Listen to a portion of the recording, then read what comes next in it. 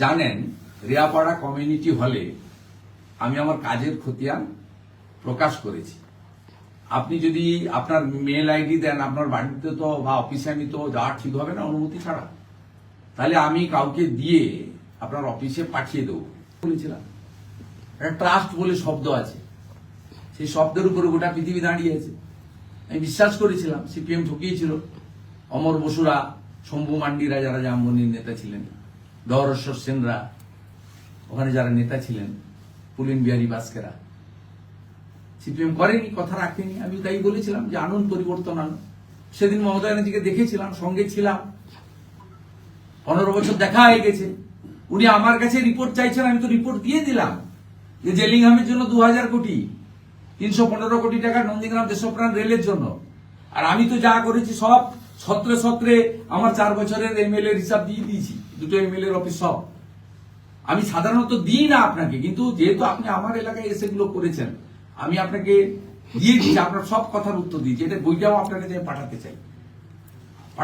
আমি এই ভারত সরকারের জেলিংহামের অর্থ, রেলের অর্থ, 834 জন চাকরি পেয়েছে রেলের গ্রুপ ডিতে জমিদাতারা, সব বন্ধ হয়ে গেছিল। আমি তো বলেছি, কিন্তু আপনি 15 বছরে মুখ্যমন্ত্রীর কাছ থেকে দেন না।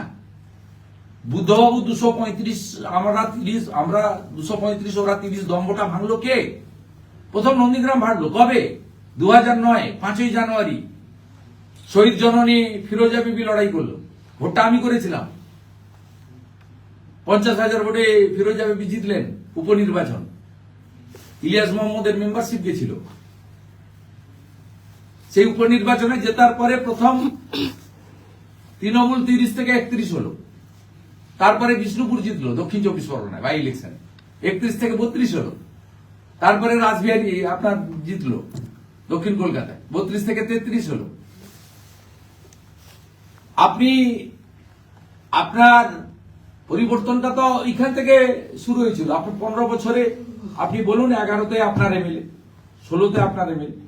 আপনি তো যতখানে রাস্তাঘাট, উন্নয়ন, আলো সব যা হয়েছে, সেখানে হলদিয়া উন্নয়ন পরিষদের চেয়ারম্যান ছিলাম আমি এলাকার সাংসদ ছিলাম। আমি সিএসআর এর টাকা বিভিন্ন সংস্থা থেকে এনে স্কুল বিল্ডিং থেকে শুরু করে করেছি। আপনি 15 বছরে আপনার মুখ্যমন্ত্রী যা বলেছিল, 12 ক্লাস পর্যন্ত রেসিডেন্সিয়াল স্কুল গোকুলনগরে করেন। মুখ্যমন্ত্রী শহীদ মিনার, শহীদ বেদি বানাবে বলেছিল, করেননি। আমরা যে 135 ফিট উঁচু শহীদ মিনার করেছি স্থানীয় স্তরে চাঁদা কালেকশন করে, এবং আমি নিজে 14 লক্ষ টাকা দিয়ে জমি ক্রয় করি। কোন কন্ট্রিবিউশন আপনার পার্টির, আপনার দলের, আপনার সরকারের সেখানে ছিল না। উল্টে সুব্রত মুখার্জি বেঁচেছিলেন, জনস্বাস্থ্য কারিগরি ইঞ্জিনিয়ারিং মন্ত্রী। একাধিকবার তার কাছে গিয়ে এশিয়ান ডেভেলপমেন্ট ব্যাংক থেকে লোন নিয়ে এসে জল প্রকল্প নিয়ে এসেছিলাম।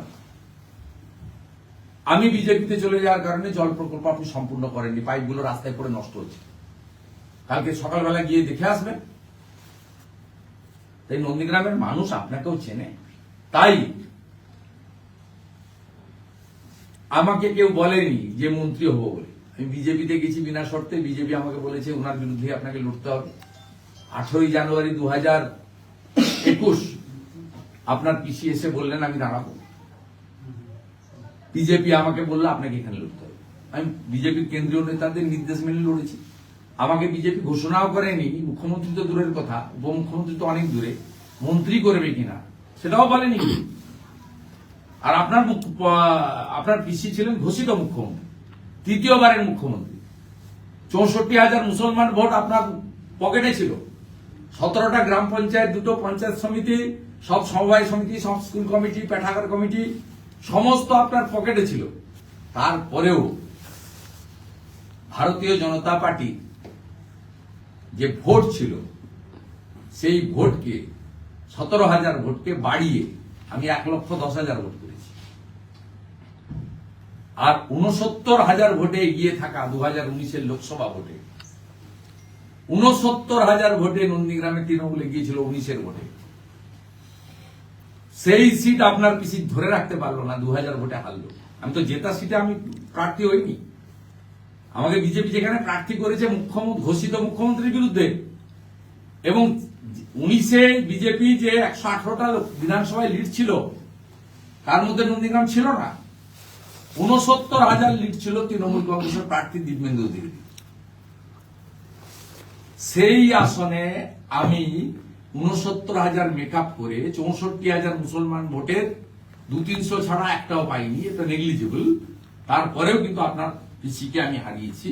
অর্থাৎ আমার সঙ্গে সব করে আপনার লাভ নেই।